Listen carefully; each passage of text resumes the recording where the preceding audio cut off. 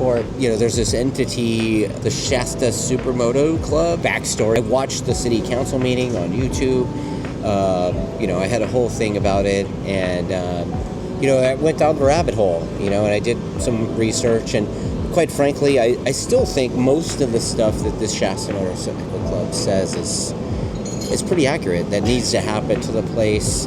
The Reading, the Reading Motorsports Park. It's like the little race go-kart track thing on the back of the Reading Airport.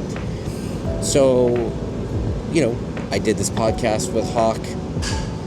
I did not contact the Shasta Supermoto Club, but quite frankly, I didn't feel the need to, because I have their words, and their words say things using the language of exclusive.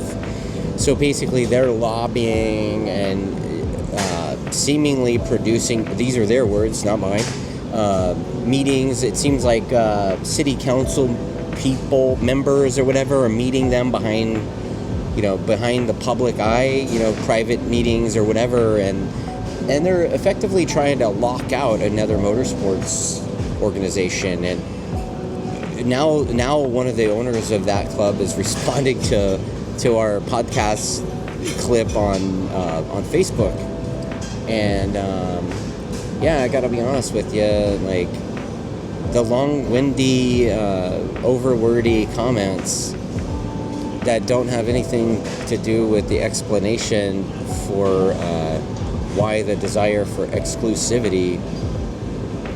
I don't know. Like, I think my last one of the last comments that she made was that she's going to provide, that they're going to step up financially a bit. So the thing is, if they step up financially a bit, if they want exclusivity, they could just buy the place and then they can run however they want.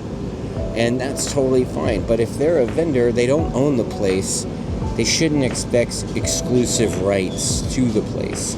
And like I said, if they succeed and they actually win their little fight with Hawk, they're going to lock Hawk out. And what's going to happen is Hawk's going to have to take the event that he has that's solid for the sport, could help bring maybe thousands of more kids to the sport. He'll have to take that elsewhere, and the business and all the revenue generated by those type of events will go with them. And so how does that help your case? How does that help your community racetrack? So I don't know. I think you can't try to lock your opponents out and at the same time pretend to be the good guy. That's just my take.